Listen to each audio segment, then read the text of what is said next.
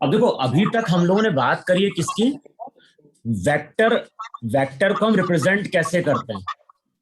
अच्छा, दो तरीके बताए थे, नहीं बताए थे वेक्टर को रिप्रेजेंट करने के? Yes. म्यूट करो तुम लोग अपने आप को, किसी का माइक ऑन है लगता है।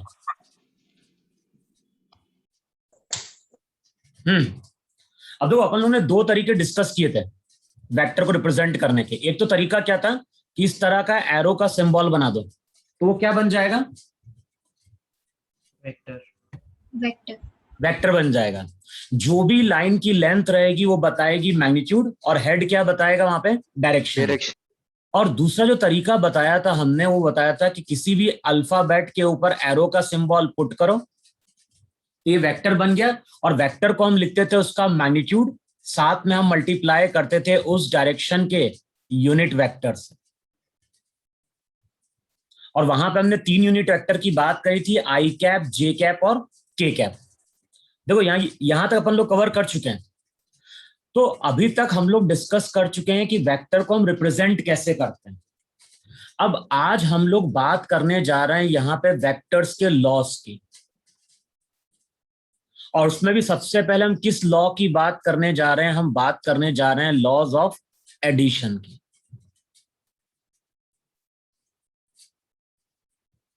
और मैंने क्या बोला था कि मैथ्स का टॉपिक है, और फिजिक्स में हम क्यों पढ़ रहे हैं? क्योंकि हमारे पास कुछ वेक्टर क्वांटिटीज हैं, और उन क्वांटिटीज को कई बार हमें क्या करना होता है? ऐड करना होता है। अब वेक्टर के बेसिकली हम कौन कौन से लॉस की बात करेंगे? एडिशन की बात करेंगे, सब्ट्रैक्शन की बात करेंगे, और लास्ट में हम लोग बात करेंगे मल्टीप्लीकेशन की। तो अभी हम जिस लॉ की बात करने जा रहे हैं वो है लॉज ऑफ एडिशन। अच्छा, इस लॉ के थ्रू हम करते क्या है? तो इस लॉ के थ्रू हम वेक्टर को ऐड करना सीखते हैं कि अगर हमारे पास वेक्टर है तो उसको हम ऐड कैसे करें। अच्छा, अब हमें कैसे मालूम चलेगा कि वेक्टर को ऐड करना है? तो जब हम न्यूमेरिकल सॉल्व करेंगे ना, तो कई बार क्वेश्चन में बोलता है find out the total force. भाई फोर्स वेक्टर क्वांटिटी थी, तो कई बार वहां पे वर्ड यूज करता है find out the total force, या फिर कई बार वहां पे वर्ड यूज करेगा find out the resultant force.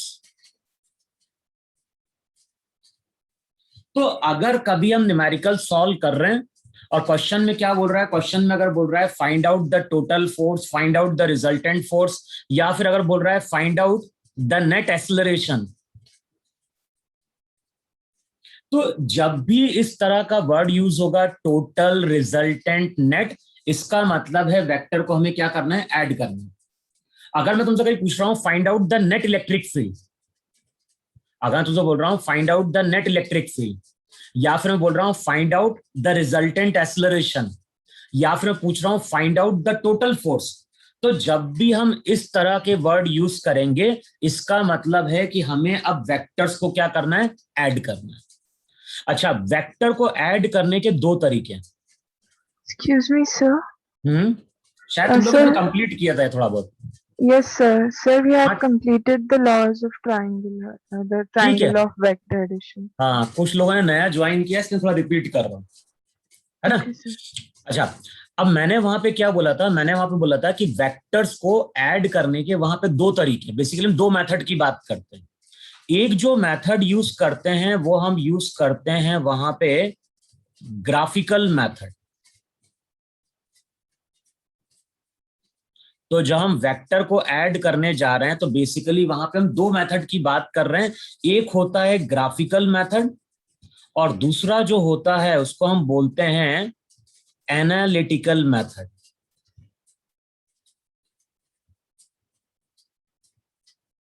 तो एक ग्राफिकल मेथड है और दूसरा वहां पे क्या है? एनालिटिकल मेथड है। दोनों मेथड की हम बात करते हैं वहां पे। अच्छा, जब हम ग्राफिकल मेथड की बात करते हैं तो वहां पे जो लॉ हम पढ़ते हैं उसको हम बोलते हैं triangle law of vector addition.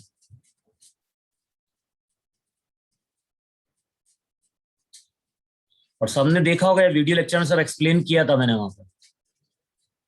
Yes sir. तो जब हम ग्राफिकल मेथड की बात करते हैं तो वहां पे जो लॉ हम पढ़ते हैं उसको हम बोलते हैं triangle law of vector addition. और जब हम एनालिटिकल मेथड की बात करते हैं तो वहां पे हम बेसिकली जिस लॉ की बात करते हैं वो होता है लॉ ऑफ पैरेललोग्राम।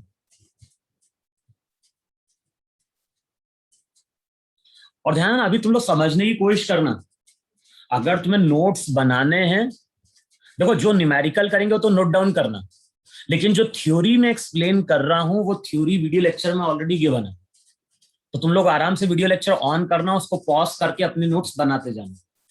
अभी क्या ना समझने की कोशिश करो कि मैंने क्या बोला है। अभी हम सबसे पहले हम बात कर रहे हैं वेक्टर के एडिशन की। इस लॉ के थ्रू हम वेक्टर्स को ऐड करेंगे। वेक्टर को ऐड करने के दो तरीके हैं, एक है ग्राफिकल मेथड, दूसरा है वहां पे एनालिटिकल मेथड। हम लोग सबसे पहले जो मेथड्स पढ़ने जा रहे हैं उसको हम बोलते हैं ग्राफिकल मेथड। हम लोग जो सबसे पहले जिस मेथड की बात करने जा रहे हैं वो है मेरा ग्राफिकल मेथड। अच्छा, ग्राफिकल मेथड में भी मैंने क्या बोला, ग्राफिकल मेथड में हम किस लॉ की बात करने जा रहे हैं? हम लोग बात करने जा रहे हैं triangle law of vector addition की। तो हम लोग बात कर रहे हैं वहां पे किसकी? ट्रायंगल लॉ की। अच्छा, अब ये लॉ क्या बोलता है? इस लॉ के थ्रू हम दो वेक्टर्स को ऐड कर सकते हैं। जब हम ट्रायंगल लॉ की बात करेंगे तो इसके थ्रू हम दो वेक्टर्स को ऐड करेंगे। अच्छा, मान लो हमारे पास दो वेक्टर हैं। एक है मेरे पास वेक्टर ए, हमारे पास दो वेक्टर्स हैं। एक है मेरे पास वेक्टर ए और दूसरा क्या है? Vector B. लेकिन मैंने क्या बोला है, ये जो मेथड ग्राफिकल मेथड है, इसका मतलब है कि यहां पे हमें किसकी जरूरत पड़ेगी? यहां पे हमें जरूरत पड़ेगी ग्राफ पेपर की। इस मेथड को अगर यूज करने जा रहे हो तो सबसे पहले हमें ग्राफ पेपर चाहिए। अच्छा, हमने लास्ट क्लास में ये भी डिस्कस किया था कि जब भी हम ग्राफ पेपर यूज करते हैं तो हमेशा वहां पे हम स्केल चूज करते हैं। तो मान लो हम जिन दो वेक्टर्स की बात कर रहे हैं, ये दोनों ही वेक्टर फोर्स को रिप्रेजेंट कर रहे हैं। और मान लो एक का मैग्नीट्यूड कितना है? एक का मैग्नीट्यूड मान लो 5 न्यूटन है और दूसरे का मैग्नीट्यूड मान लो वहां पे 10 न्यूटन। ये मैंने एक रफली एक एग्जांपल ले रहा हूं कि हमारे पास दो वेक्टर हैं और दोनों वेक्टर का मैग्नीट्यूड क्या है? दोनों वेक्टर रिप्रेजेंट कर रहे हैं फोर्स को। एक का मैग्नीट्यूड ए है, दूसरे का मैग्नीट्यूड बी है। अच्छा, ये सबको याद है कि नहीं याद है कि मैग्नीट्यूड को हम सिंपली अल्फाबेट से क्या करते हैं? डिनोट करते हैं। या फिर वेक्टर के आगे जब हम मॉड का साइन लगाते हैं तो वो भी हमारा क्या होता है? एक वेक्टर का मैग्नीट्यूड होता है। अच्छा, अब ये जो मेथड है, इस मेथड को हम कहां यूज करने जा रहे हैं? इस मेथड को हम ग्राफ पेपर पे यूज करने जा रहे हैं। अच्छा, ग्राफ पेपर पे अगर इस मेथड को यूज करना है, सबसे पहले हम स्केल चूज करेंगे। और मान लो हमने स्केल क्या ली? हमने स्केल ली कि 1 सेंटीमीटर का जो स्क्वायर है, जो 1 सेंटीमीटर की लेंथ है, वो मान लो 5 न्यूटन के बराबर। तो जब हम ग्राफ पेपर यूज करेंगे तो वहां पे हम स्केल चूज करेंगे। और स्केल जब चूज कर रहे हैं तो हमने क्या स्केल में मान लिया? हमने स्केल में मान लिया कि 1 सेंटीमीटर जो है, 1 सेंटीमीटर यहाँ पे 5 न्यूटन के क्या है? बराबर है। अच्छा, अब सबसे पहले ये मेथड में हम करते क्या है? इस मेथड में हम दोनों वेक्टर्स को ड्रॉ करते हैं। किस तरह से ड्रॉ करना है? तो इसमें यहां पे हमें ड्रॉ करना है सबसे पहले वेक्टर ए को। अच्छा, जब मैं वेक्टर ए को यहां पे ड्रॉ करूंगा तो बताओ कितने सेंटीमीटर की लाइन खींचूंगा? ये जो लाइन रहेगी इसकी लेंथ बताओ 1 सेंटीमीटर होनी चाहिए कि नहीं होनी चाहिए? तो सबसे पहले हम क्या कर रहे हैं? सबसे पहले हम दोनों वेक्टर्स को ग्राफ पे ड्रॉ करेंगे। अच्छा, किस तरह से ड्रॉ करना? हमें दोनों वेक्टर्स को इस तरह से ड्रॉ करना है कि एक का हेड कोइंसाइड करे दूसरे के टेल से। तो ये वेक्टर ए है, ये वेक्टर बी है। जब वेक्टर बी को हम ड्रॉ करेंगे तो वहां पे हम 2 सेंटीमीटर की लेंथ यूज करेंगे। तो ये जो लेंथ रहेगी, ये लेंथ हमारी वहां पे 2 सेंटीमीटर होगी। अब देखो ट्राइंगल लॉ क्या बोलता है, ट्राइंगल लॉ बोलता है कि अगर हमारे पास दो वेक्टर्स हैं, अगर हमारे पास दो वेक्टर्स हैं और दो वेक्टर्स को हम इस तरह से ड्रॉ कर रहे हैं कि फर्स्ट वेक्टर का हेड कोइंसाइड कर रहा है सेकंड वेक्टर के टेल से। हमने दोनों वेक्टर्स को ड्रॉ किया है, किस तरह से ड्रॉ किया है, ड्रॉ किया है जब फर्स्ट वेक्टर का हेड कोइंसाइड कर रहा है सेकंड वेक्टर के टेल से। अगर ऐसा हो गया, अगर इस तरह से हमने दो वेक्टर को ड्रॉ कर लिया, तो जब भी हम फर्स्ट वेक्टर के टेल से लास्ट सेकंड वेक्टर के हेड को ज्वाइन करेंगे तो यही हमारा रिजल्टेंट वेक्टर सी होगा। और स्टेटमेंट क्या आता है, स्टेटमेंट आता है कि वेक्टर सी किसके बराबर है, ये बराबर है vector A plus vector B के। ये जो वेक्टर सी रहता है इसी को हम लोग वहां पे रिजल्टेंट वेक्टर बोलते हैं। बताओ इतना सबको समझ में आया कि नहीं समझ में?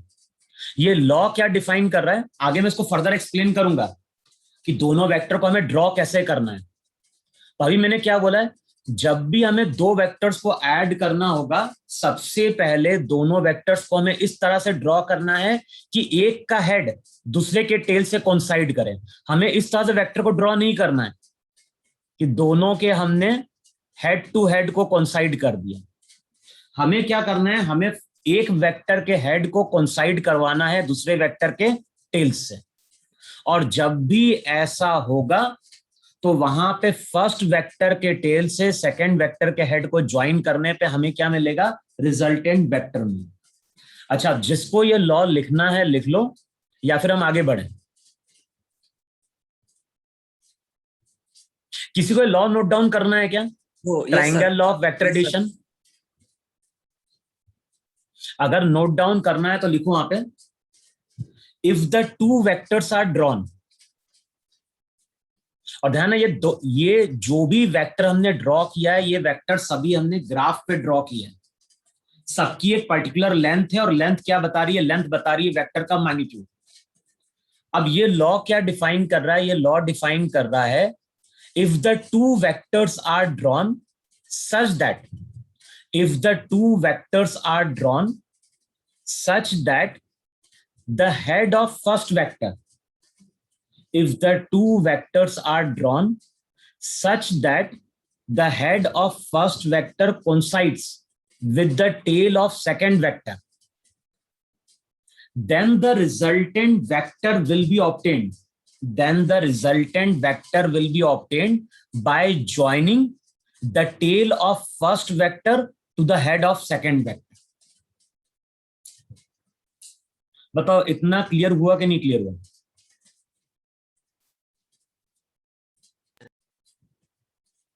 Yes sir. अच्छा, यस सर। अब मैंने क्या बोला है कि जब भी हम फर्स्ट वेक्टर के टेल से सेकंड वेक्टर के हेड को ज्वाइन करेंगे तो हमें रिजल्टेंट मिलेगा। अच्छा, सब वेक्टर हमने स्केल पे ड्रॉ किया, तो बताओ स्केल से हम इस लाइन की लेंथ को मेजर कर सकते हैं, नहीं मेजर कर सकते हैं? स्केल रखो, स्केल से इस लाइन की लेंथ को मेजर करो। मान लो इस लाइन की लेंथ निकल के आती है 8.2 सेंटीमीटर। हमने एक रफली मान लिया, वो तो लाइन की लेंथ कुछ भी हो सकती है। तो मैंने मान लिया कि जो वेक्टर सी है उसकी लाइन की लेंथ 8.2 सेंटीमीटर है। और अच्छा, 8.2 सेंटीमीटर तो कितने न्यूटन के बराबर होगा? या इसको 8 सेंटीमीटर कर दो तो समझना इसको इजी रहेगा। मान लो ये आ रहा है हमारा 8 सेंटीमीटर। बताओ 8 सेंटीमीटर होगा तो कितने न्यूटन के बराबर होगा? 40 न्यूटन है कि नहीं? अच्छा, पर इतनी बड़ी तो लाइन की लेंथ होगी नहीं। मान लेते हैं ये लाइन की लेंथ, इसको ऐसा कर देते हैं, लाइन की लेंथ मान लो 1 2, इसको मान लेते हैं 2.5 मान लेते हैं। चलो मान लो इस लाइन की लेंथ 2.5 सेंटीमीटर। अब बताओ 2.5 सेंटीमीटर कितना न्यूटन हो गया? 12.5। 12.5। देखो हो सकता नहीं हो सकता है? तो हम क्या बोलेंगे, हम बोलेंगे कि जो वेक्टर सी है उसका मैग्नीट्यूड 12.5 न्यूटन है। बताओ ऐसा बोल सकते नहीं बोल सकते? जो यस लाइन सर। की लेंथ होगी, जो लाइन की लेंथ होगी वो बताएगी वेक्टर के मैग्नीट्यूड। तो अब तुम यहां पे क्या बोलोगे, तुम यहां पे बोलोगे कि हमने 5 न्यूटन प्लस 10 न्यूटन को लाके ऐड किया तो हमें रिजल्ट मिल गया 12.5 न्यूटन। जो लाइन की लेंथ निकल के आएगी वही वेक्टर सी का क्या होगा, मैग्नीट्यूड होगा। अब बताओ प्रोटेक्टर के थ्रू हम ये एंगल भी मेजर कर सकते हैं नहीं मेजर कर सकते?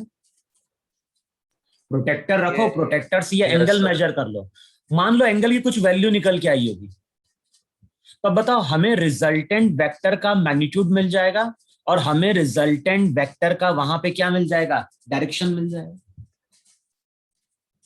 देखो ऐसा है कि नहीं है, जब मैंने वेक्टर ए और वेक्टर बी को ऐड किया तो हमें क्या मिला, रिजल्टेंट वेक्टर। और हमें एक तो चाहिए था रिजल्टेंट वेक्टर का मैग्नीट्यूड और दूसरा चाहिए था हमें रिजल्टेंट वेक्टर का डायरेक्शन। लेकिन देखो मान लो मैंने वेक्टर बी को ऐसे ड्रॉ किया होता तो क्या होता, बताओ। अब इस केस में जब मैं फर्स्ट के टेल से सेकंड के हेड को ज्वाइन करूंगा तो ये रिजल्टेंट आएगा ही नहीं आएगा, ग्रीन वाला? यस। बताओ अब ये जो ग्रीन वाला होगा इस लाइन की लेंथ सेम होगी क्या, नहीं। जो पहले थी? नहीं थी। No, sir. मान लो अगर मैंने गलती से बी वेक्टर को ऐसे ड्रॉ कर दिया होता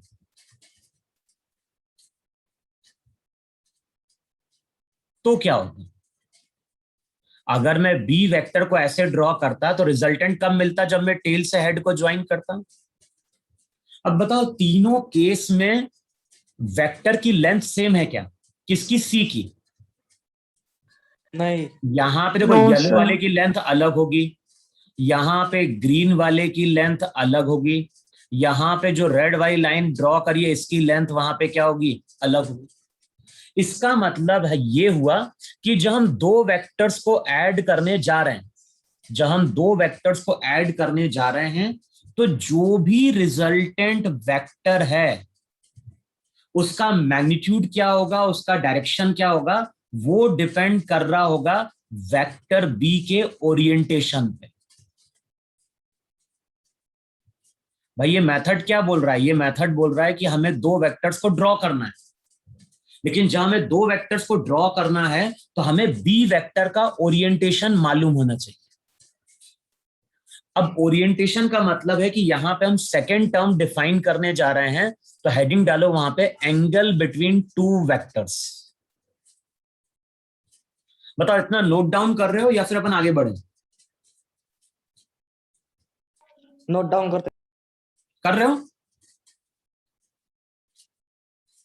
यस सर। करो फिर इतना नोट डाउन जरा।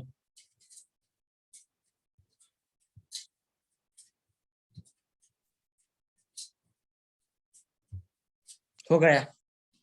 हो गया?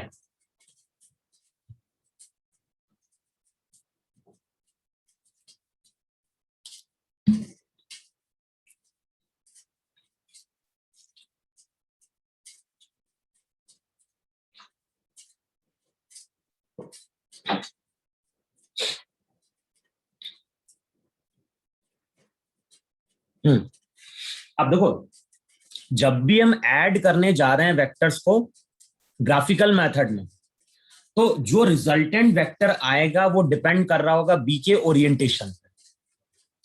अब ओरिएंटेशन का मतलब क्या है, ओरिएंटेशन का मतलब है थीटा, और थीटा को हम डिफाइन कर रहे हैं एंगल बिटवीन टू वेक्टर्स। अब जैसे मैं अगर बोल रहा हूं यहां पे कि मेरे पास एक वेक्टर ए है,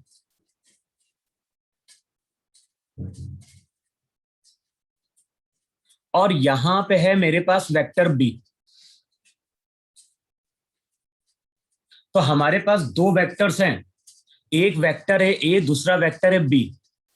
अब हमें इन दोनों वेक्टर्स के बीच में एंगल फाइंड आउट करना है, लेकिन उससे पहले एक चीज समझे रहा, अगर मान लो कभी मैंने इस तरह से एक वेक्टर ड्रॉ किया अगर मान लो मैंने कभी यहाँ पे इस तरह से एक वेक्टर ड्रॉ किया, बताओ इस वेक्टर का कुछ मैग्नीट्यूड है कि नहीं है? जब हम वेक्टर को ड्रॉ कर रहे हैं तो इस वेक्टर का वहां पे मैग्नीट्यूड है, और दूसरा यहां पे क्या है, दूसरा है यहां पे डायरेक्शन।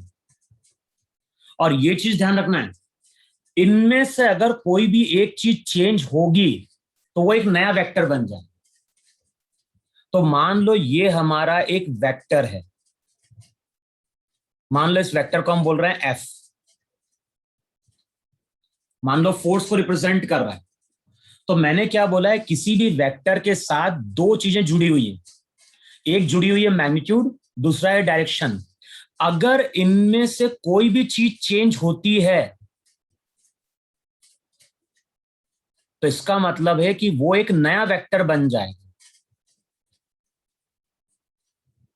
अब इसको समझो जरा, ये जो ग्रीन कलर का मैंने वेक्टर शो किया है, मान लो इस वेक्टर को मैं उठा के ऐसे ऊपर लेके आ गया, बताओ क्या चीज चेंज हुई?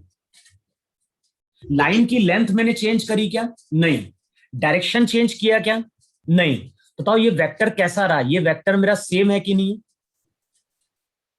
सेम। सेम है। Yes, sir. लेकिन बताओ इसी वेक्टर को अब मैंने ऐसे कर दिया, बताओ क्या चीज मैंने चेंज करी? लेंथ चेंज करी? नहीं। लेकिन डायरेक्शन चेंज कर दिया कि नहीं चेंज कर दिया? Yes sir. इसका मतलब है कि यह वेक्टर एफ नहीं होगा, इसको हम F1 बोल देंगे। हम बोलेंगे ये हमारा एक नया वेक्टर। अच्छा, इसी केस में मान लो मैंने ऐसे ड्रॉ किया होता, बताओ मैंने क्या चीज चेंज कर दी? मैग्नीट्यूड। लेंथ का मतलब मैग्नीट्यूड। तो इसका मतलब है कि अब ये एफ वेक्टर नहीं रहेगा, ये एक नया वेक्टर बन जाएगा, उसको हम F2 बोलेंगे। तो कोई भी वेक्टर चेंज हो जाएगा, या तो हम उसका मैग्नीट्यूड चेंज कर दें या फिर हम उसको रोटेट कर दें या टर्न कर दें। जैसे ही हम टर्न या रोटेट करेंगे तो उसका डायरेक्शन वहां पे क्या होगा, चेंज हो जाएगा। और डायरेक्शन अगर चेंज हो गया तो वो एक नया वेक्टर बन जाएगा। बताओ इतना सबको क्लियर हुआ कि नहीं क्लियर हुआ? Yes sir.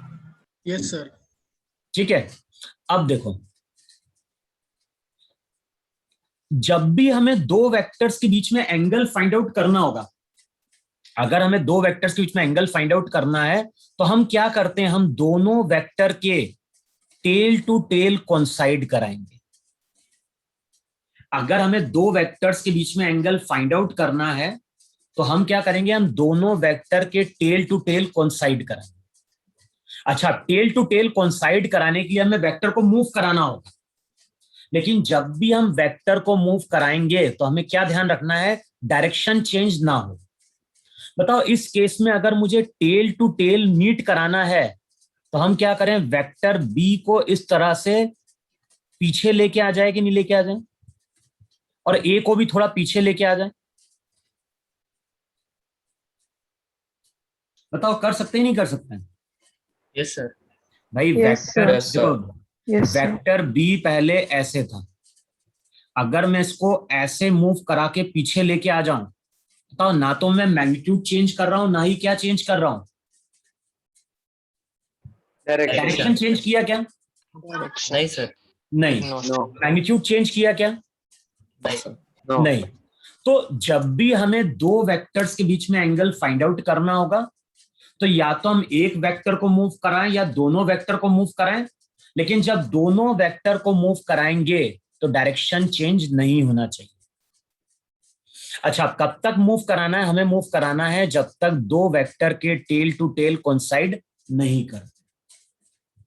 अब जब दो वेक्टर के टेल टू टेल कोइंसाइड करते हैं तो ध्यान रखना उस टाइम पे दो एंगल बनते हैं, एक एंगल छोटा होता है, ये अंदर का एंगल है, और बताओ एक एंगल ये बाहर का बन रहा है कि नहीं बन रहा है? लेकिन एक एंगल छोटा है, एक एंगल बड़ा है। हमें कौन सा एंगल कंसिडर करना होता है? हमें कंसिडर करना होता है स्मॉलर एंगल। तो जो एंगल स्मॉलर होगा वही वहां पे दो वेक्टर के बीच का एंगल। फिर देखो, मान लो एक वेक्टर ए है और एक वेक्टर ये है। इस तरह से हम दो वेक्टर शो करते हैं। एक वेक्टर ए है, दूसरा वेक्टर बी है। अब मुझे बताना है कि इन दोनों वेक्टर के बीच में एंगल कितना है। तो हम क्या करें, बी को ऐसे नीचे लेके आ जाएं। अब बताओ, टेल टू टेल कोइंसाइड कर गया तो अब एंगल कितना है। तो तुम बोलोगे दो वेक्टर के बीच में एंगल अब यहां पे 90 डिग्री। अगर मान लो एक वेक्टर मेरा ऐसा है और एक वेक्टर ऐसा है, फिर से हम बोल रहे हैं ये वेक्टर ए, ये वेक्टर बी। अब बताओ, हम एंगल अगर फाइंड आउट करना है तो हम बी को ऐसे मूव करा दें यहां पे।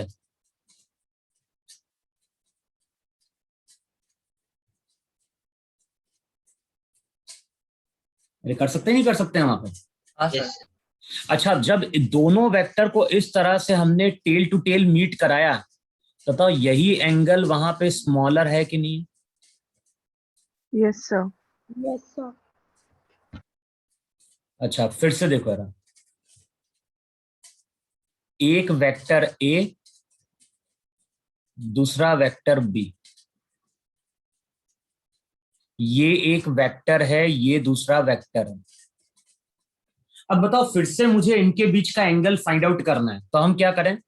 हम बताओ बी वेक्टर को ऐसे एक्सटेंड करके नीचे ले आए, ए वेक्टर को थोड़ा पीछे ले आए। अब डायग्राम देख के बताओ, जब मैंने वेक्टर को इस तरह से मूव करा दिया, बताओ कौन सा एंगल स्मॉलर है। ये एंगल स्मॉलर हो गया कि नहीं हो गया। Yes, sir. जैसे अभी तक देखो हम एंटी क्लॉकवाइज चल रहे थे, लेकिन अब हमें कैसे चलना पड़ेगा, हमें चलना पड़ेगा क्लॉकवाइज। तो जैसे ही हम क्लॉकवाइज जाएंगे तो बताओ ये एंगल स्मॉलर होगा कि नहीं होगा। Yes, sir. Yes. अच्छा, एक वेक्टर मैंने अगर ऐसे ड्रॉ किया, दूसरा वेक्टर मैंने ऐसे ड्रॉ किया,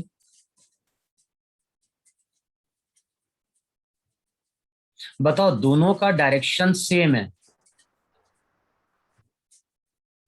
तो एंगल 0 डिग्री आएगा कि नहीं आएगा। Yes, sir. Yes, और sir. अगर मैंने एक वेक्टर ऐसे ड्रॉ किया ए और दूसरा वेक्टर ड्रॉ किया मैंने बी ऐसा, 180 डिग्री। अब मुझे अगर एंगल फाइंड आउट करना है तो हम बी वेक्टर को पहले तो लेफ्ट की ओर लेके जाएंगे, फिर उसके बाद इसको नीचे लेके आएंगे, दोनों के टेल टू टेल मीट कर गए तो यहां पे एंगल आ गया 180 डिग्री, यहां पे एंगल आ गया कितना, 0 डिग्री। Yes. बताओ इतना आया कि नहीं है। अच्छा, अब इन सभी डायग्राम को देख के क्या बोलेंगे, इन सभी डायग्राम को हम देख के बोलेंगे कि दो वेक्टर के बीच में जो एंगल होता है वो वेरी करता है 0 डिग्री से लेके 180 डिग्री तक। 180 से कभी ज्यादा नहीं हो सकता क्योंकि यहां पे एंगल 180 है और जैसे ही हम 180 से और नीचे जाएंगे तो फिर ये एंगल वहां पे स्मॉलर हो जाता है। बताओ इतना सबको क्लियर हुआ कि नहीं क्लियर हुआ। एंगल फाइंड आउट करने का मतलब है दो वेक्टर के टेल टू टेल मीट कराएं और जब टेल टू टेल मीट करेगा तो उस टाइम पे स्मॉलर एंगल हमारा क्या होगा, थीटा होगा। अब जितने भी डायग्राम ड्रॉ किए हैं ये सभी डायग्राम बता क्या रहे हैं, ये सभी डायग्राम बता रहे हैं कि दो वेक्टर के बीच का जो एंगल है वो वेरी करता है 0 डिग्री से लेके 180 डिग्री तक।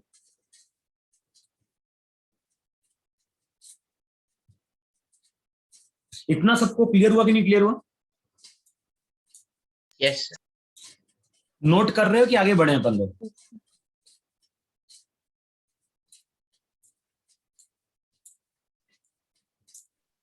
इसको एक देखो, इसको कॉपी में एक हल्का सा लिख लो और बाद में इसको वीडियो लेक्चर से फिर से नोट डाउन करो देख के। ठीक है इतना?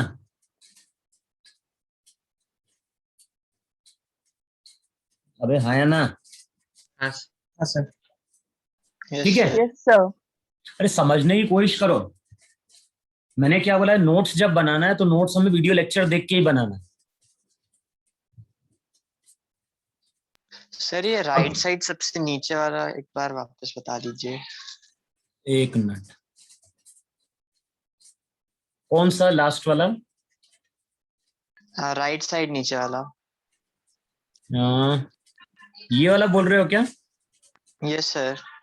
देखो मैंने क्या बोला कि अभी तक ये एंगल थीटा था, फिर ये एंगल थीटा था, फिर ये एंगल थीटा था। पहले एंगल एक्यूट था, फिर 90 हुआ, फिर ऑप्टिव्स हुआ, फिर यहां पे आओगे 180 हो जाएगा। लेकिन अगर वेक्टर इस तरह से टेल टू टेल कोइंसाइड करेंगे तो फिर ये एंगल स्मॉलर होगा कि नहीं होगा? हमें स्मॉलर Yes, एंगल sir. देखना है। एक एंगल ये भी बन रहा है दो लाइन के बीच में, लेकिन हमें कंसिडर करना है कौन सा एंगल? Smaller angle. और ये डायग्राम बता रहा है कि दो वेक्टर्स के बीच के जब भी हम एंगल कैलकुलेट करेंगे तो उनकी वैल्यू 0 डिग्री से 180 डिग्री के बीच में होगी। बताओ इतना सबको समझ में आया कि नहीं समझ में आया? Yes yes sir. अच्छा,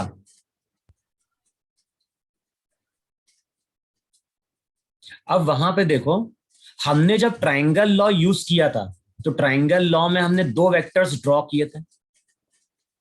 एक वेक्टर अगर हमने ड्रॉ किया था ए स्केल पे, तो दूसरा वेक्टर हमने ड्रॉ किया था बी, वो भी स्केल पे था। और हमने किस तरह से ड्रॉ किया था? हमने दोनों वेक्टर को ड्रॉ किया था इस तरह से कि एक वेक्टर का हेड कोइंसाइड कर जाए दूसरे वेक्टर के टेल से। यही था कि नहीं था? यस अच्छा, अब देखो यहां पे, अगर ए वेक्टर को आगे हम एक्सटेंड कर दें इस तरह से, बताओ ए वेक्टर को आगे अगर हम इस तरह से एक्सटेंड करेंगे तो ये दोनों के बीच का एंगल हो जाएगा कि नहीं हो जाएगा? यस इसका मतलब ये हुआ कि जब हम ट्राइंगल लॉ यूज करेंगे तो हमें क्या क्या मालूम होना चाहिए? एक तो हमें मालूम होना चाहिए वेक्टर ए का मैग्नीट्यूड। जैसे वेक्टर ए का मैग्नीट्यूड मान लो 5 न्यूटन था, वेक्टर बी का मैग्नीट्यूड कितना था? 10 न्यूटन था। अब मैंने जब तुमसे बोला कि दो वेक्टर को ड्रॉ करो, किस तरह से ड्रॉ करना है कि एक का हेड दूसरे के टेल से कोइंसाइड हो जाए, तो जब इस वेक्टर को ड्रॉ करोगे तो हमें क्या मालूम होना चाहिए? हमें मालूम होना चाहिए थीटा। थीटा क्या है? थीटा इन दोनों वेक्टर्स के बीच का एंगल है। तो मान लो क्वेश्चन में अगर दिया है कि दोनों वेक्टर्स के बीच का एंगल 30 डिग्री है, बताओ 30 डिग्री पे हम वेक्टर बी को ड्रॉ कर सकते हैं नहीं ड्रॉ कर सकते हैं?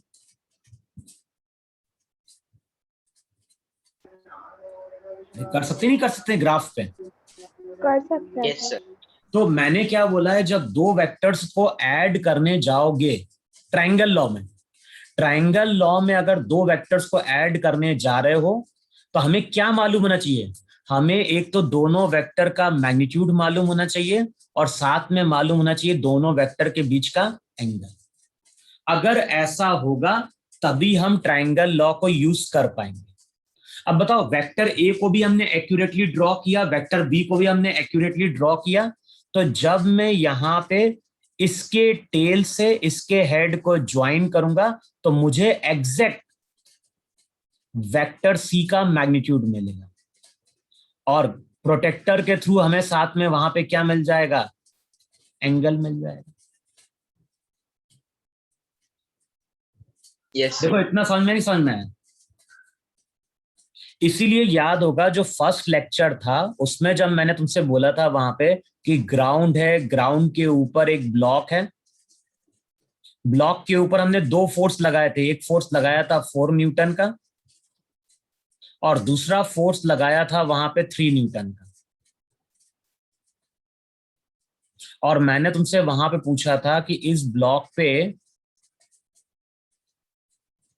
टोटल फोर्स कितना है। टोटल फोर्स का मतलब है कि 3 और 4 को हम क्या करने जा रहे हैं? ऐड करने जा रहे हैं। अब बताओ वहां पे इन दोनों वेक्टर्स के बीच का एंगल गिवन था क्या? नहीं।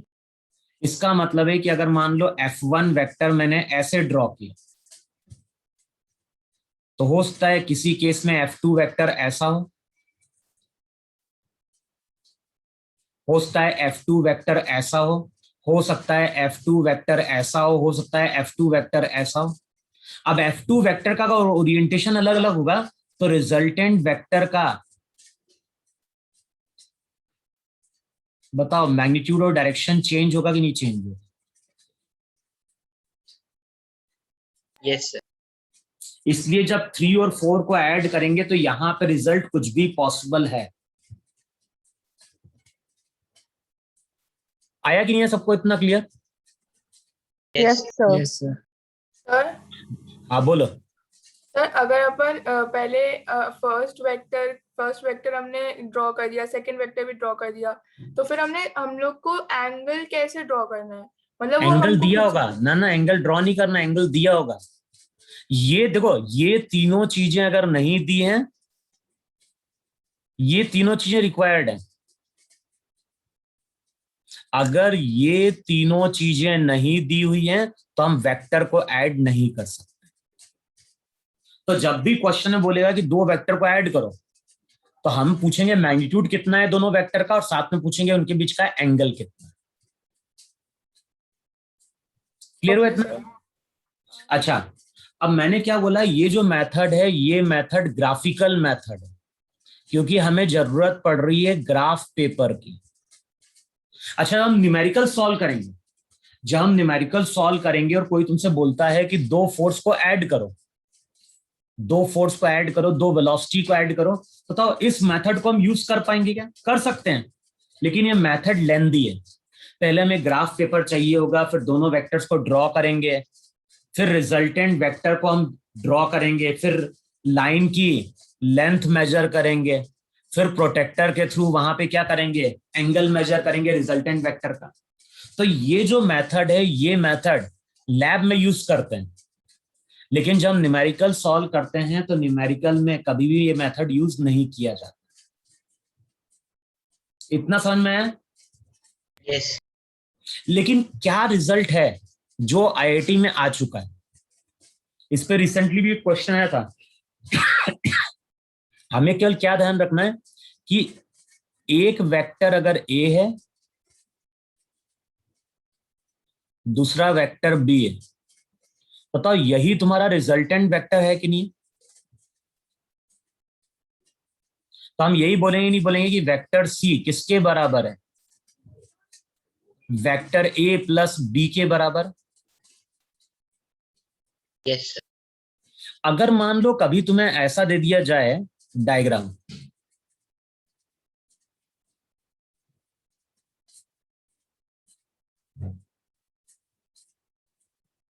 एक वेक्टर सी, एक वेक्टर बी, अब तुम लोग ट्रायंगल लॉ यूज करो और बताओ क्या लिखेंगे रिलेशन। वेक्टर जैसे मैंने यहां पे लिखा ही नहीं लिखा कि vector C vector A plus B के बराबर है। बताओ किसका हेड किसके टेल से कॉन्साइड कर रहा है? वेक्टर सी का वेक्टर वेक्टर बी सी का टेल कॉन्साइड कर रहा है वेक्टर बी के हेड से, कर रहा है। क्या बोला? अब बताओ कौन सा वेक्टर रिजल्टेंट जाएगा यहाँ पे?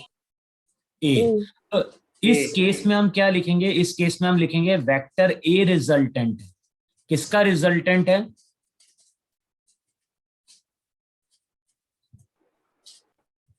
बताओ इतना समझ में आई, समझ में आया सबको? यस। Yes sir.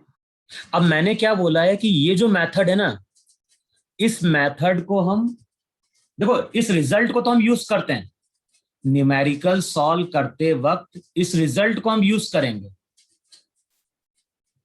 लेकिन मेथड यूज नहीं कर सकते क्योंकि हमें ग्राफ पेपर की रिक्वायरमेंट है। तो अब हम जिस मेथड की बात कर रहे हैं वो बात कर रहे हैं एनालिटिकल मेथड। एक था ग्राफिकल मेथड और दूसरा है हमारा एनालिटिकल मेथड।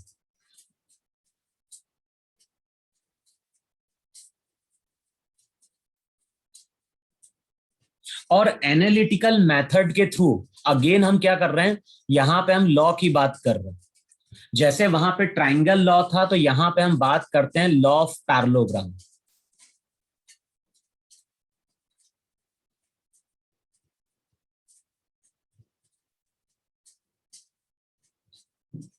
तो यहां पे हम बेसिकली अब बात करने जा रहे हैं लॉ ऑफ पैरेललोग्राम की। अच्छा ये ध्यान रखना, इस लॉ के थ्रू करते क्या है, तो इस लॉ के थ्रू हम केवल 2 वेक्टर्स को ऐड कर सकते हैं।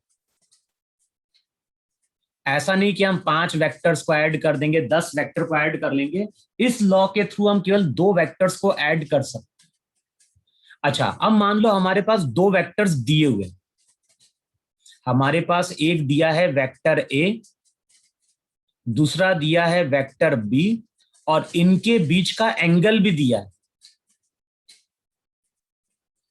हमारे पास 2 वेक्टर्स दिए हैं, एक वेक्टर ए दिया है, दूसरा बी दिया है, और दोनों के बीच का एंगल मालूम है। अच्छा मैग्नीट्यूड भी गिवन है, ए का मैग्नीट्यूड स्मॉल ए है, बी का मैग्नीट्यूड स्मॉल बी है। तो ए और बी क्या रिप्रेजेंट कर रहे हैं, ए और बी रिप्रेजेंट कर रहे हैं दोनों वेक्टर के मैग्नीट्यूड। अच्छा ये अगर तुम्हारा वेक्टर ए है, डायग्राम देखो जरा, ये हमारा वेक्टर ए है और ये हमारा वेक्टर बी। बताओ यही एंगल थीटा होगा कि नहीं होगा?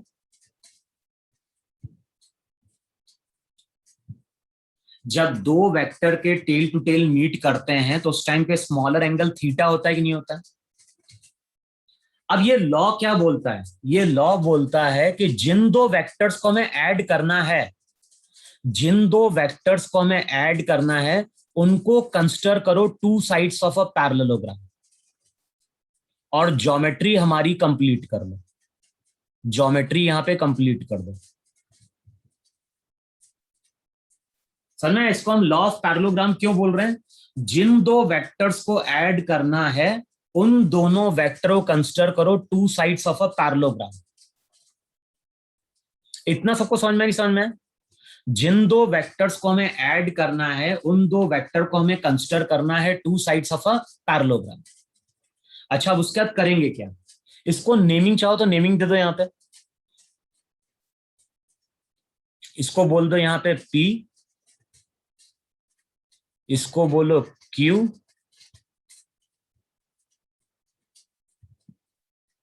R, S। तो जो पैरेललोग्राम है इनके कॉर्नर्स को हमने नेमिंग दे दी P, Q, R, S। अच्छा अब एक चीज देखो जरा, वेक्टर B को यहां से उठा के मैं यहां पे लाके प्लेस कर सकता हूं, ये बताओ।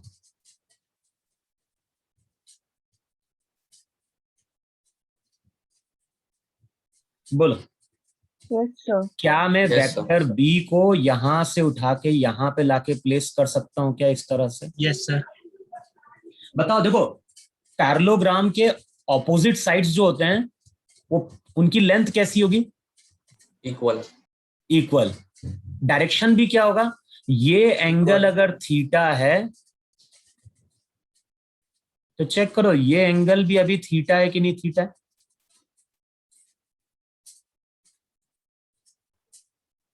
तो जब मैंने वेक्टर बी को मूव कराया, जब मैंने यहां पे वेक्टर बी को मूव कराया, बताओ ना तो उसका मैग्नीट्यूड चेंज हुआ ना ही डायरेक्शन चेंज हुआ, तो कुछ फर्क पड़ा क्या?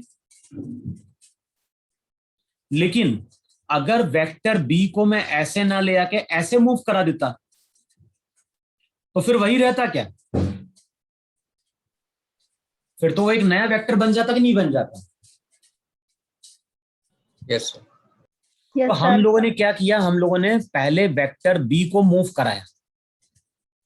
अच्छा अब देखो वेक्टर बी को इस तरह से मूव कराने में हुआ क्या, तो ये तुम्हारा वेक्टर बी मूव करके अब यहां कहीं आ गया।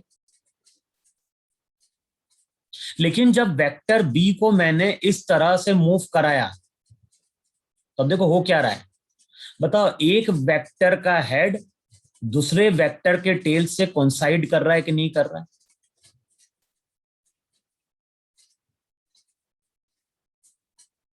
Yes, अभी ये वेक्टर ए का हेड है और ये वेक्टर बी का वहां पे क्या है, टेल है। बताओ ए का हेड बी के टेल से कोइंसाइड कर रहा है, नहीं कोइंसाइड कर रहा है? और जब भी कभी ऐसा Yes, होगा sir. तो जब हम फर्स्ट वेक्टर के टेल से सेकंड वेक्टर के हेड को ज्वाइन करेंगे तो बताओ वो रिजल्टेंट वेक्टर सी होगा कि नहीं होगा?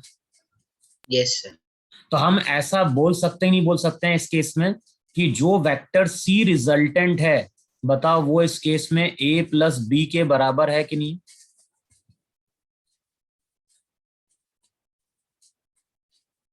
Yes. है कि नहीं?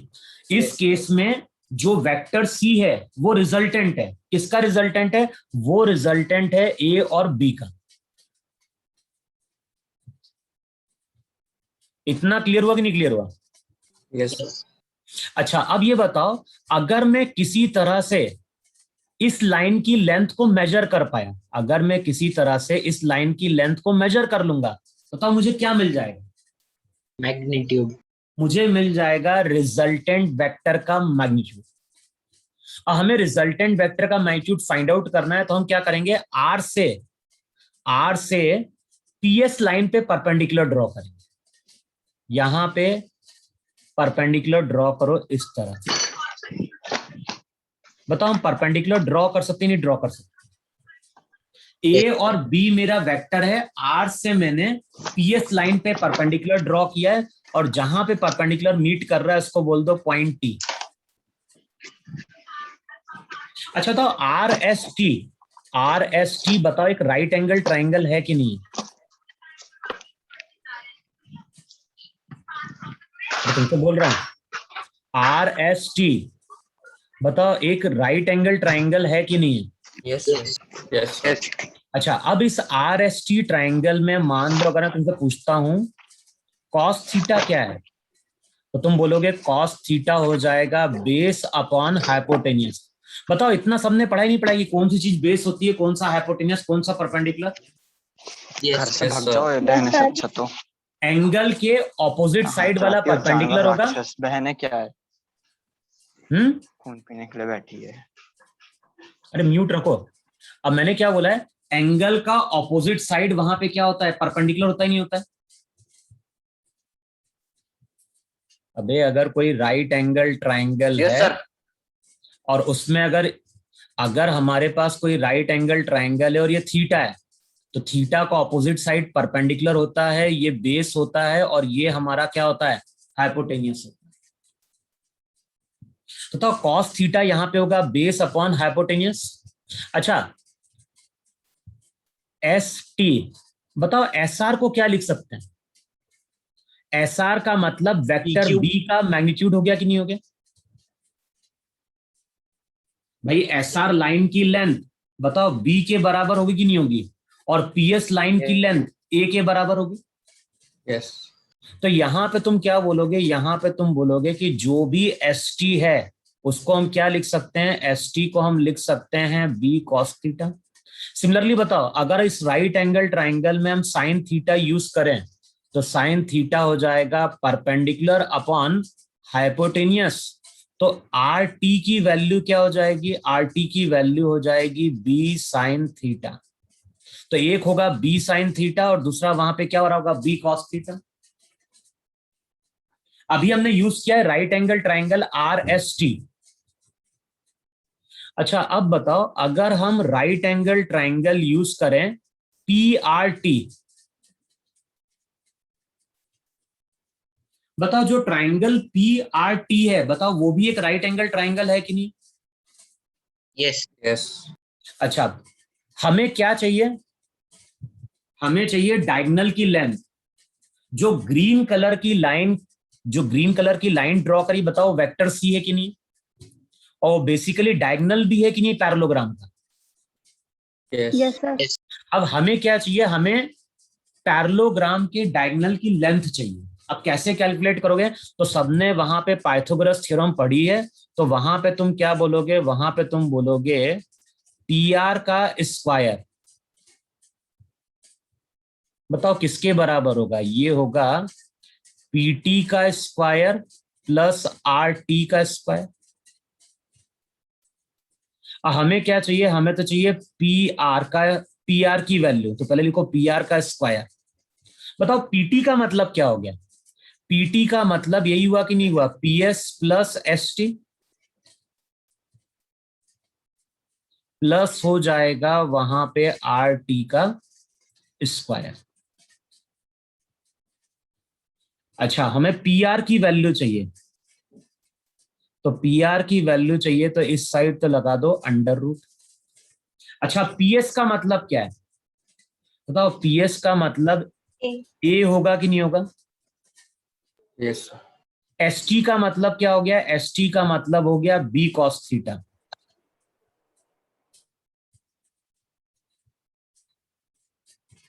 Plus plus B sine theta. अब RT की जगह क्या पुट कर सकते हैं? RT की जगह हम पुट कर सकते हैं B साइन थीटा का होल स्क्वायर। अब बताओ ये रिजल्ट क्या बता रहा है? ये रिजल्ट बता रहा है PR लाइन की लेंथ, और PR लाइन की लेंथ का मतलब होता है रिजल्टेंट वेक्टर C का मैग्नीट्यूड। मैग्नीट्यूड को हम ऐसे भी डिनोट कर सकते हैं, नहीं डिनोट कर सकते हैं?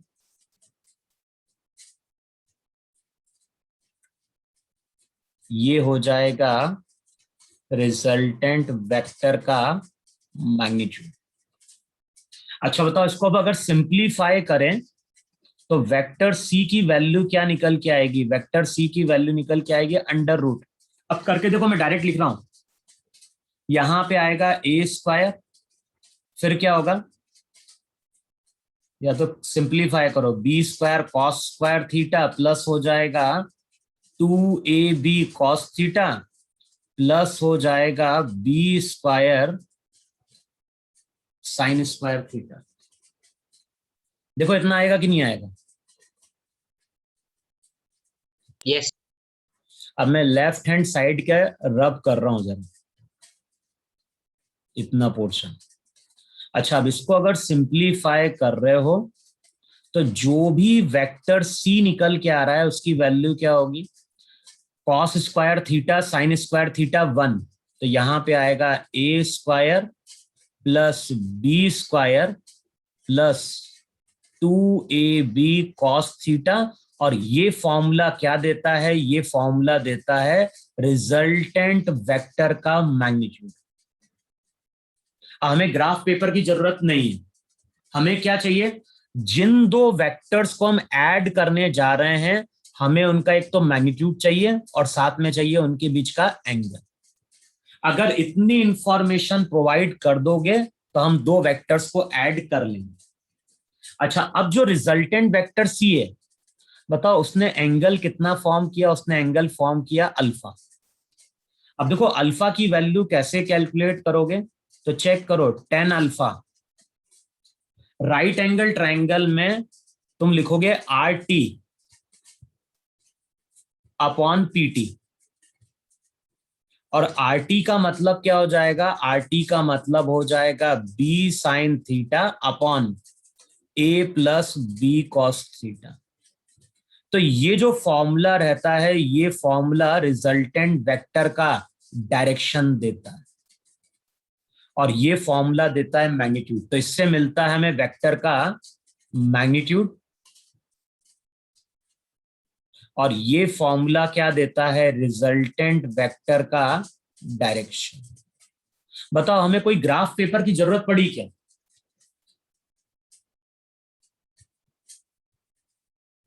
बोलो, हमें यहां पे कोई ग्राफ पेपर की अब जरूरत पड़ रही है क्या? नहीं सर। नहीं, हमें केवल क्या चाहिए? हमें केवल जिन दो वेक्टर्स को ऐड करना है उनका मैग्नीट्यूड चाहिए और साथ में चाहिए उनके बीच का एंगल। अच्छा, अब एंगल कहां से कहां तक वेरी करता है? 0 से 180। 0 से 180। तो बताओ, अगर 0 डिग्री लोगे तो सबने इतना पढ़ा है कि नहीं पढ़ा है कि cos 0 होता है 1, cos 90 0 0, और cos 180 की वैल्यू -1। अब बताओ थीटा अगर 0 होगा तो C की वैल्यू क्या हो जाएगी? C की वैल्यू हो जाएगी under root of A square plus B square plus 2ab cos theta 1। अब बताओ c किसके बराबर हो जाएगा? ये हो जाएगा a प्लस बी का whole square.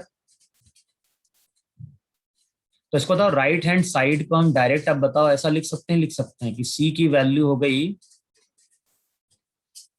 a plus B.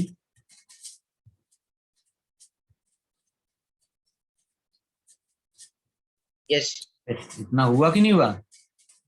a plus B का होल स्क्वायर क्या होता है? a square plus B square plus 2ab। Under root लगाओगे तो a प्लस बी। अच्छा, थीटा की वैल्यू अगर 90 डिग्री होगी तो बचेगा केवल c की वैल्यू कितनी? Under root of a square plus B square. देखो है कि नहीं है? अगर थीटा की वैल्यू 90 डिग्री आई तो c हो जाएगा under root of a square plus B square. अच्छा, थीटा की वैल्यू अगर 180 कर दोगे तो क्या होगा? अगर थीटा की वैल्यू 180 करोगे तो c की वैल्यू क्या आती है? cos 180 माइनस 1 है तो c की वैल्यू आ जाएगी या तो a minus B square a minus square plus B square minus 2ab। होगा ही नहीं होगा? Yes sir. अब वो या तो a माइनस बी का होल स्क्वायर होगा या b माइनस ए का होल स्क्वायर होगा। तो हमें तो पॉजिटिव वैल्यू चाहिए, तो वेक्टर c को हम लिखते हैं a माइनस बी। कई बार ऐसा भी लिखा जाता है, सिंपली लिख देगा कि वेक्टर c को लिख दो mod of a minus B, यानी बड़े में से छोटी वैल्यू घटा दो या फिर मैग्नीट्यूड लेना है हमें। इसको कई बार ऐसा भी लिखता है कि c का मतलब होता है या तो a माइनस बी या फिर, देखो ऐसा होगा कि नहीं होगा? यस और हमने ये लिखवाया है कि दो वेक्टर के बीच का एंगल 0 से 180 तक जाता है। इसका मतलब है कि मैक्सिमम जो वैल्यू होती है वो a प्लस बी होती है। रिजल्टेंट वेक्टर की जो मैक्सिमम वैल्यू होती है वो a प्लस बी होती है और minimum value a minus B होती है। a माइनस बी या b माइनस ए, बड़े में से हमें छोटे को क्या करना है? सब्ट्रैक्ट करना है, क्योंकि c हमेशा क्या होना चाहिए? पॉजिटिव वैल्यू होनी चाहिए।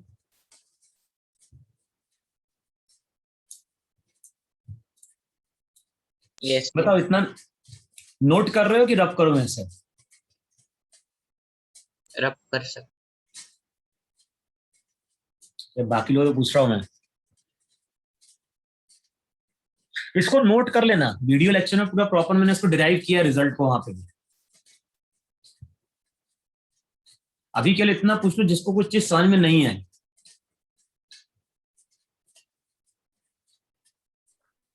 सर सर हाँ बोलो, हाँ बोलो ना। सर एक बार वो नहीं लॉ वापस समझना है। क्या? सर हाँ, एक बोलो ना। 180 वाला बता दो। कर दीजिए। तुम लोग एक साथ बोलोगे तो फिर कैसे होगा? रुको जरा, देखो मैंने क्या बोला वहां पे। जब मैं पहले लेता हूं, अगर 180 होगा, देखो अगर 180 होगा तो वैल्यू क्या होगी? c की वैल्यू हो जाएगी under root a square plus B square minus 2ab। होगा कि नहीं होगा? अब मैंने क्या बोला है? अंडर रूट में कभी नेगेटिव टर्म आती है क्या? ये बताओ मुझे। अभी तक जैसे हम अंडर रूट लेते हैं, अंडर रूट में पॉजिटिव वैल्यू लेते थे, 100 होता था, अंडर रूट 64 होता था। अभी तक तुमने ऐसा पढ़ा है क्या कि अंडर रूट में -64? No sir. नहीं, तो अंडर रूट में हमेशा पॉजिटिव वैल्यू चाहिए। तो ये जो a square plus B square minus 2ab है, जब तुम a माइनस बी को एक्सपांड करोगे तब भी यही रिजल्ट निकल के आएगा, और b माइनस ए को एक्सपांड करोगे तब भी यही रिजल्ट आएगा। करके देखो, a square plus B square minus 2ab, b minus A का होल स्क्वायर भी क्या देगा? b square plus A square minus 2ab। तो ये जो लिखा है ना मैंने, a square plus B square minus 2ab, ये a माइनस बी का होल स्क्वायर भी हो सकता है, b माइनस ए का भी होल स्क्वायर हो सकता है। अब अंडर रूट हटा दोगे तो ये वैल्यू या तो a माइनस बी बन जाएगी या फिर b माइनस ए बन जाएगी।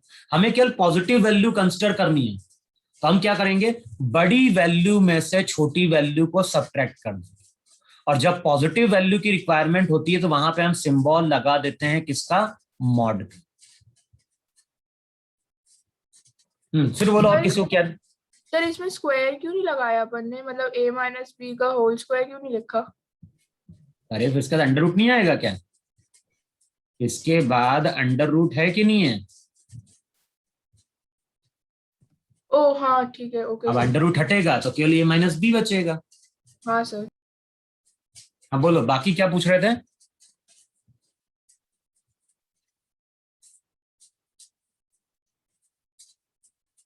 बोलो, और भी कोई पूछ रहा था ना कुछ डाउट।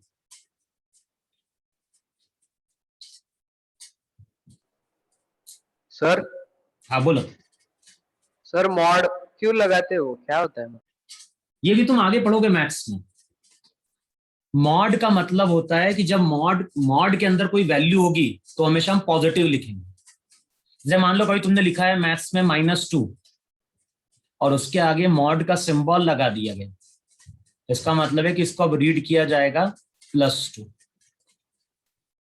अगर नहीं मालूम है तो भूल जाओ मॉड, हमें उतना मतलब नहीं, हमें केवल ये ध्यान रखना है कि हमें वैल्यू पॉजिटिव चाहिए। तो पॉजिटिव का मतलब क्या है, a माइनस बी लिख देंगे या फिर b माइनस ए लिख देंगे। जो बड़ी वैल्यू होगी ना उसमें छोटे को सब्ट्रैक्ट कर देंगे। Okay sir. ठीक है, अब मैं इसको रब कर रहा हूं। अब देखो मैंने क्या बोला कि जब दो वेक्टर्स को हम ऐड करते हैं तो मैग्नीट्यूड क्या निकल के आता है, सी रिजल्टेंट था। जब दो वेक्टर्स को ऐड कर रहे हैं तो रिजल्ट निकल के आ रहा है a square plus B square plus 2ab cos theta. अब मैंने क्या बोला है, एंगल के बारे में अगर कोई इंफॉर्मेशन नहीं दी है तो इसका मतलब है कि हमें सभी केस कंसिडर करना है, 0 से लेके, लेकिन 0 डिग्री अगर कंसिडर करोगे तो रिजल्टेंट क्या निकल के आएगा, a प्लस बी। और 180 डिग्री अगर कंसिडर करोगे तो या तो a माइनस बी निकल के आएगा या फिर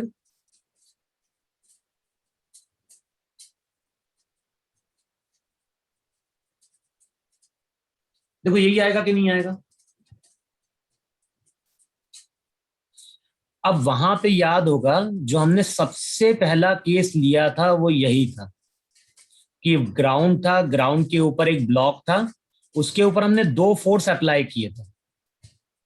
एक अप्लाई किया था F1 4 न्यूटन का और दूसरा अप्लाई किया था हमने F2 3 न्यूटन का। लेकिन वहां पे मैंने तुमसे पूछा था कि यहां पे टोटल फोर्स कितना है। यहां पे मैंने पूछा था टोटल फोर्स बोल दो या फिर बोल दो रिजल्ट।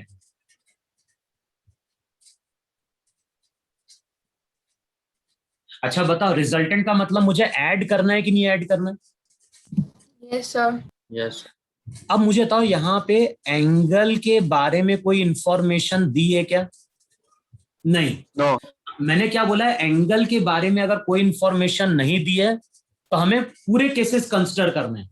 तो हम क्या बोलेंगे, हम बोलेंगे अगर 0 डिग्री होगा तो ये a प्लस बी बनेगा। a प्लस बी का मतलब यही हुआ कि नहीं हुआ?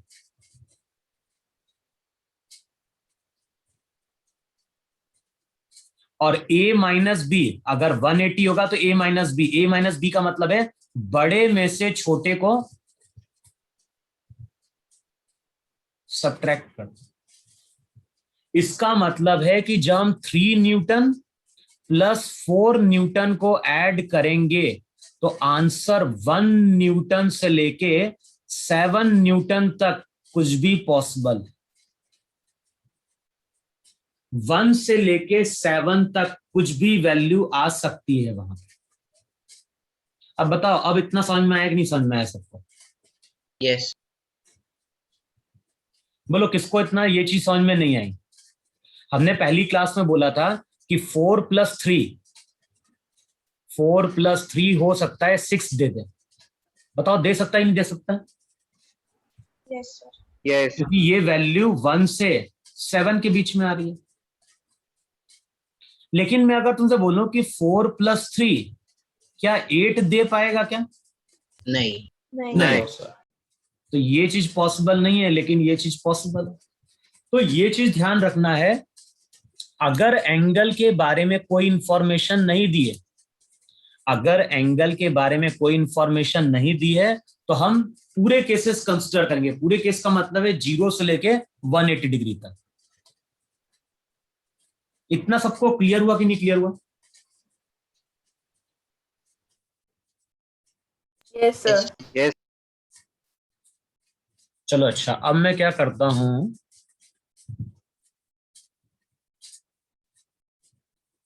यहां पे अब मैं तुम्हें एंगल मेंशन कर देता हूं और मैं बोलता हूं कि ये एंगल 60 डिग्री है। अब मैं अगर तुमसे पूछता हूं कि find out the resultant force, और मान लो रिजल्टेंट फोर्स को हम FR से डिनोट करते हैं, बताओ अब इस ब्लॉक पे टोटल फोर्स कितना लग रहा है? √37 न्यूटन। अब मैंने तुमसे पूछा है कि इस ब्लॉक पे टोटल फोर्स कितना लग रहा है, तो अब तुम क्या करोगे? तुम बोलोगे रिजल्टेंट फोर्स हमें कैलकुलेट करना है, एंगल मालूम है तो हम इस फॉर्मूले को यूज करेंगे। A² का मतलब 3 का स्क्वायर 9, 4 का स्क्वायर 16 प्लस हो जाएगा 2 × A × B × cos 60। और सबको इतना मालूम होगा cos 60 की वैल्यू कितनी होती है? 1/2। तो अब चेक कर लो रिजल्टेंट फोर्स कितना निकल के आ रहा है। 16 + 9 25, 25 + 12 बताओ 37 आ रहा है कि नहीं आ रहा? 37. हाँ सर. √37 का मतलब अप्रोक्सीमेटली कितना बोल दें? 6.1, 6.2 कुछ बोल दें? यस। Yes, sir. Yes, मान लो sir. अप्रोक्सीमेटली 6.2 न्यूटन बोल रहे, अप्रोक्सीमेटली बोल रहा हूं। तो अब हम ऐसा बोलेंगे कि 4 और 3 को ऐड किया तो आंसर मेरा कितना निकल के आ गया? 6.2 न्यूटन निकल के आ गया।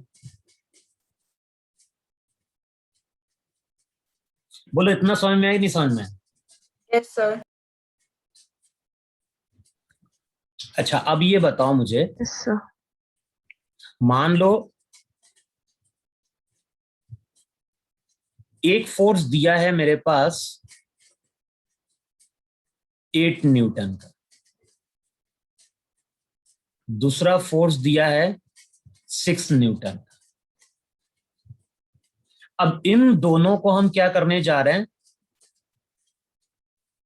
ऐड करने जा रहे हैं।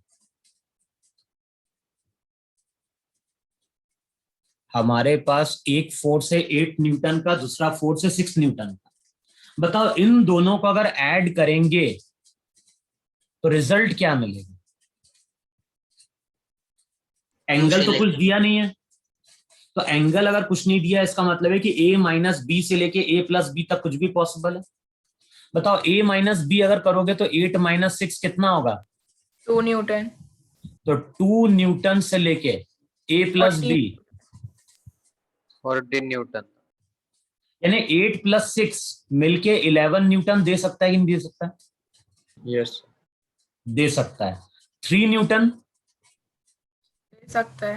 Yes, sir. 15 न्यूटन दे सकता है क्या? नहीं. No, sir. अच्छा,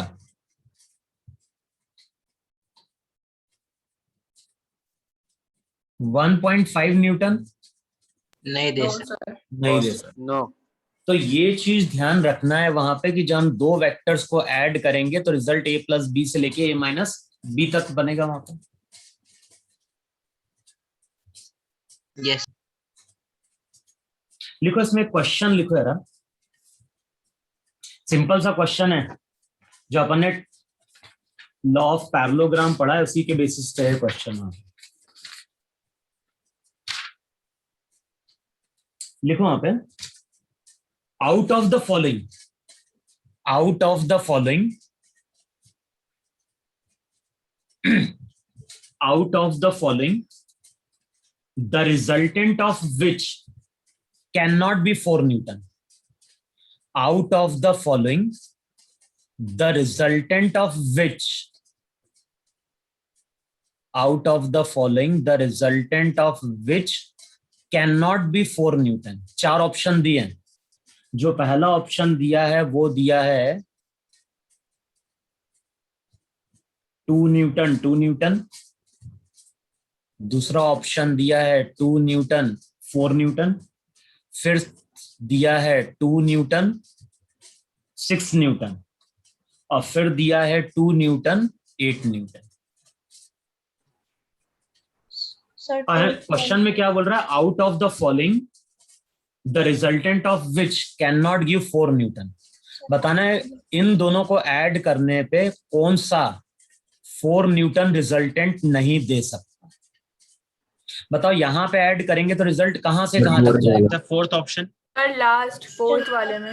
हाँ देखो, पहले को अगर ऐड करोगे तो रिजल्ट कहां से कहां तक जाएगा? 0 से 4. Yes sir. दूसरे को ऐड करोगे तो रिजल्ट कहां से कहां जाएगा? 2 to 6. 10 to 6 Newton. 6. इसको ऐड करोगे तो 4 4 to 8 Newton. 8. और इसको अगर ऐड करोगे तो 6 न्यूटन 6 to 10. 10 न्यूटन.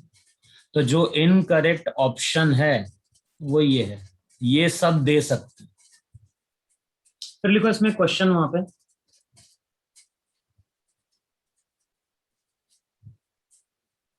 लिखो वहां पे to get a resultant displacement of 10 newton. Simple सा क्वेश्चन है. To get a resultant displacement of 10 meter, two displacement vectors. To get a resultant displacement of 10 meter, two displacement vectors, one of magnitude 6 Newton. To get a resultant displacement of 10 meter, two displacement vectors, one of magnitude 6 meter and another of 8 meter should be combined.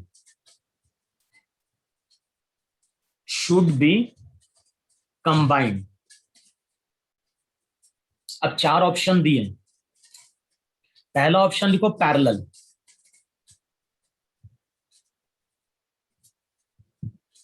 पहला option लिखो वहां पे parallel. दूसरा option लिखो वहां पे anti parallel.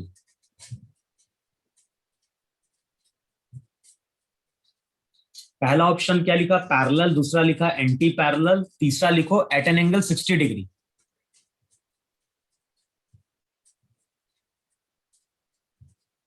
और चौथा लिखो परपेंडिकुलर टू ईच.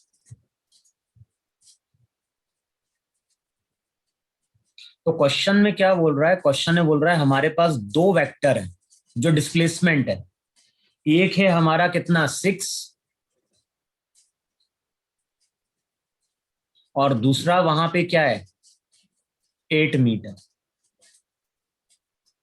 और हमें क्या चाहिए? इन दोनों को जब ऐड कर रहे हैं तो हमें रिजल्टेंट मिलता है. रिजल्टेंट का मतलब C. और बताओ C की वैल्यू कितनी दी हुई है? 10. तो हमें बताना है कि इन दोनों के बीच का एंगल कितना है. एंगल से ही पता चलेगा कि पैरेलल है, एंटी पैरेलल है, परपेंडिकुलर है. अब बताओ फॉर्मूला अगर यूज करोगे तो फॉर्मूला क्या था? C √(a² + b² प्लस हो जाएगा 2ab cos थीटा. अब C का मतलब क्या हो गया? 10. A का स्क्वायर 36, B का 64 प्लस 2 × 6 × 8 इंटू. अब चेक करो यहाँ पे 10 का हो जाएगा 100, यहाँ पे 64 था ये, तो ये भी हो जाएगा 100 प्लस हो जाएगा 96 cos थीटा. बताओ यहाँ पे 100 इधर 100 आके 0 हो जाए नहीं हो जाएगा? 0 = अब 96 तो 0 के बराबर होगा नहीं, तो cos थीटा 0 के बराबर, तो थीटा की वैल्यू कितनी आ गई? 90। तो जो दो वेक्टर्स कंबाइंड कर रहे हैं वो दोनों वेक्टर्स कंबाइंड करने चाहिए perpendicularly.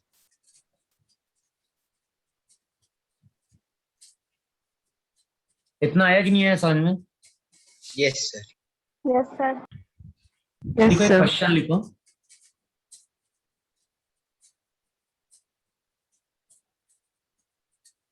At what angle, question लिखो वहां पे, at what angle should the two forces, at what angle should the two forces 2f and root 2f, at what angle should the two forces 2f and root 2f acts so that the resultant is, so that sir एक और बार repeat कर दो। at what angle should the two forces, at what angle should the two forces या two force vectors, at what angle should the two force vectors 2f and root 2f acts so that the resultant force is root 10f। तो बताना है कि ये जो दो vectors हैं, ये दो वेक्टर्स कितने एंगल पे एक्ट करें जिससे कि हमें रिजल्टेंट कितना मिल जाए? रूट 10f मिल जाए।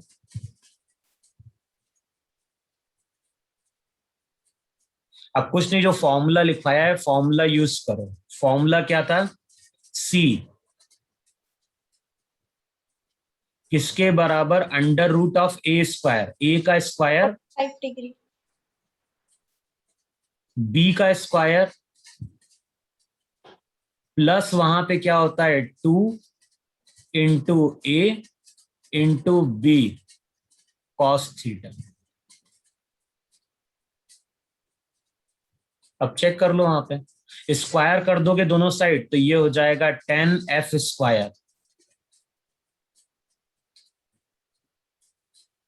इधर हो जाएगा 4f स्क्वायर 2f स्क्वायर, ये हो जाएगा 6f स्क्वायर प्लस ये हो जाएगा 4 रूट 2। अब चेक कर लो वैल्यू कितनी आएगी। एफ स्क्वायर कैंसिल आउट हो जाएगा, 10 माइनस 6 4 इक्वल्स टू हो जाएगा 4 रूट 2। 4 से 4 भी कैंसिल आउट होगा, कॉस थीटा होगा 1 बाय रूट 2, और कॉस थीटा अगर 1 बाय रूट 2 होगा तो थीटा की वैल्यू वहां पे हो जाएगी 45 डिग्री। यस। देखो आ रहा है कि नहीं आ रहा? Yes, sir. इसमें एक लास्ट क्वेश्चन और लिखो, फिर अगली क्लास में कंटिन्यू करेंगे आगे। लिखो वहां पे, two forces while acting on a particle, two forces while acting on a particle in opposite direction, two forces while acting on a particle in opposite direction have the resultant of 10 Newton, have the resultant of 10 Newton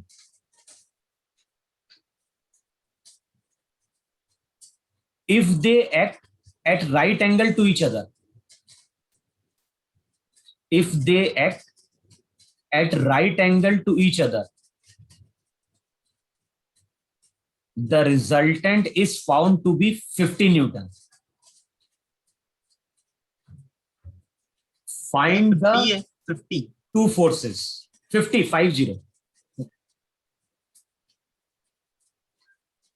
question में क्या बोल रहा है? Two forces while acting on a particle in opposite direction have the resultant of 10 Newton. If they act at right angle to each other, the resultant is found to be 50 Newton. Find the two forces.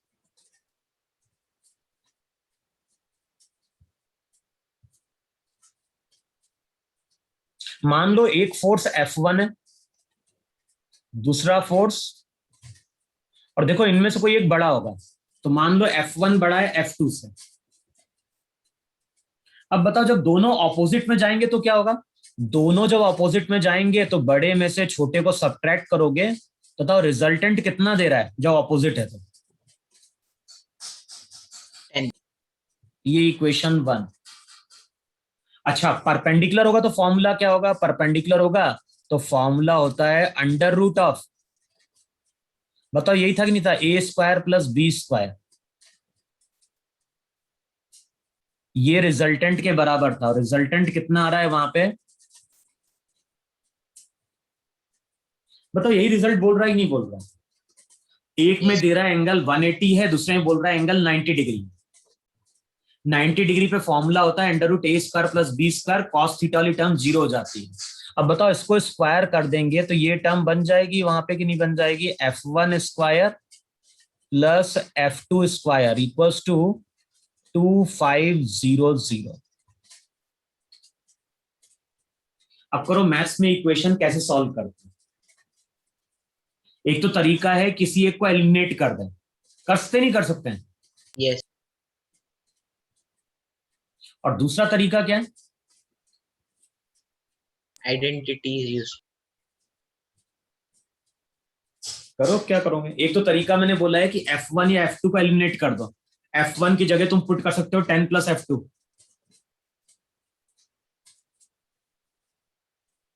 भाई यहां पे बताओ F1 की जगह हम क्या लिख सकते हैं? F1 की जगह हम लिख सकते हैं 10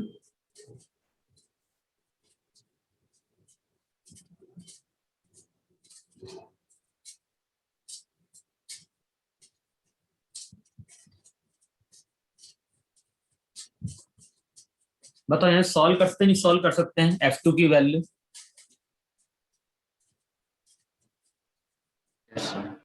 Yes, sir.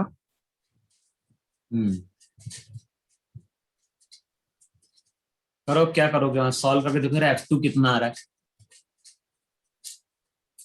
30 न्यूटन। इसकी F2 की वैल्यू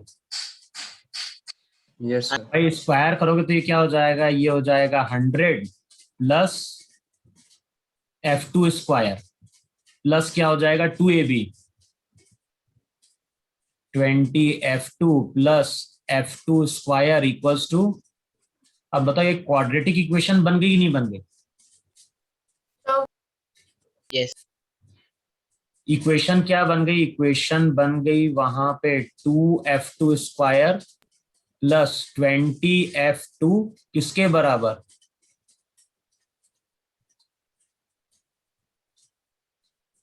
और 2 से अगर डिवाइड कर दोगे तो क्वाड्रेटिक इक्वेशन बन जाएगी F2 square plus 10F2 equals to 1200।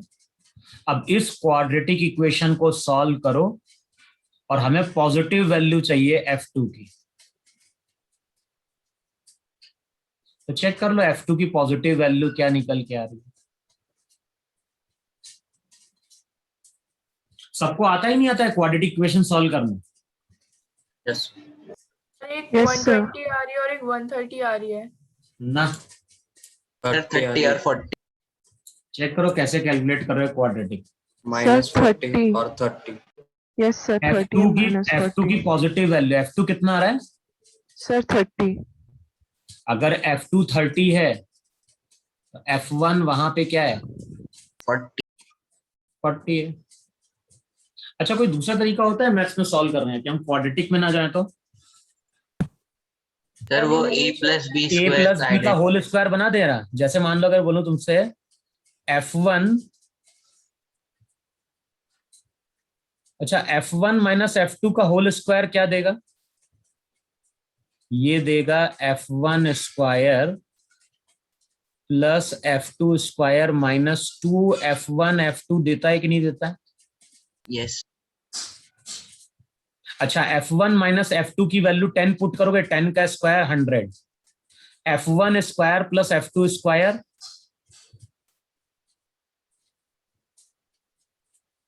बताओ यहां से हम F1 F2 की वैल्यू कैलकुलेट कर सकते हैं, नहीं कैलकुलेट कर सकते हैं, या 2 F1 F2 की, बताओ 2 F1 F2 2400 के बराबर है कि नहीं? yes, अच्छा, सिमिलरली मैं अगर तुमसे बोलूं F1 माइनस कौन सी चीज बड़ी है? F1 बड़ा है। अब मैं अगर बोल रहा हूं F1 प्लस F2 का होल स्क्वायर क्या देगा, तो ये देगा F1 square plus F2 square plus हो जाएगा 2F1 F2। अब सबकी वैल्यू पुट करो, F1 प्लस F2 स्क्वायर 2500 और 2F1 F2 बताओ ये वैल्यू कितनी आ गई? 4900। ये तो F1 प्लस F2 का होल स्क्वायर है। बताओ यहां से F1 प्लस F2 70 आ गया कि नहीं आ गया? yes, इसको बोल दो इक्वेशन 3। अब इक्वेशन 3 और इक्वेशन 1 को ऐड कर दो तो F2 कैंसिल आउट होगा, 2F1 80 के बराबर हो जाएगा, तो F1 की वैल्यू 40 और F2 की वैल्यू 30। yes, अब क्या करना है तुम लोगों को? एक तो क्या करना है, वीडियो लेक्चर से पूरा नोट डाउन कर लेना वहां पे। तो एक तो ट्रायंगल लॉ की थ्योरी नोट डाउन करनी है, दूसरी नोट डाउन करनी है लॉ ऑफ पैरेललोग्राम। यही मेन लॉ है जिसके थ्रू हम वेक्टर्स को क्या करते हैं, ऐड करते हैं।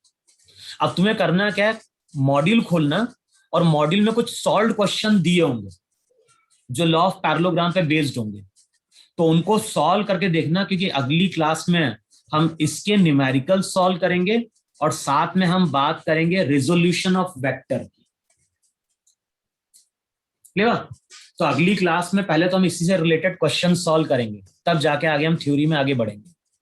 तो अब तुम्हें करना क्या है, जो थ्योरी तुम्हें समझ में आई है उसके बेसिस पे अगर देखोगे मॉड्यूल में कुछ क्वेश्चंस दिए हैं, इन चैप्टर एक्सरसाइज होगा, ऑब्जेक्टिव में कुछ क्वेश्चन दिए होंगे, तुम्हें ढूंढना है और लॉ ऑफ पैरेललोग्राम के क्वेश्चन अब तुम्हें सॉल्व करके देखना है।